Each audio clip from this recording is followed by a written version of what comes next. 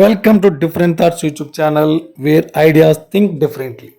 ప్రపంచంలో ఎప్పుడైనా సంపూర్ణ చంద్రగ్రహణం సంభవిస్తుంది తప్ప సంపూర్ణ సూర్యగ్రహణం సంభవించదు. ఎందుకంటే సూర్యుడు గ్రహణం అంటే ఏదైనా అడ్డొచ్చినప్పుడు ఏర్పడేది. అంటే చంద్రగ్రహణం అంటే భూమి అడ్డొస్తుంది, సూర్యగ్రహణం అంటే చంద్రుడు అడ్డొస్తాడు. చంద్రుడు భూమి కన్నా చిన్నవాడు కాబట్టి చంద్రుడు అడ్డొచ్చినప్పుడు సూర్యుని యొక్క కాంతి మొత్తం భూమి మీద పడకుండా ఆపు చేయలేడు.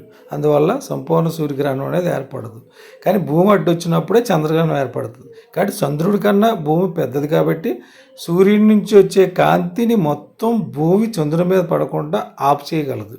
దానివల్ల చంద్రగ్రహణం, సంపూర్ణ చంద్రగ్రహణం అనేది ఏర్పడుతుంది.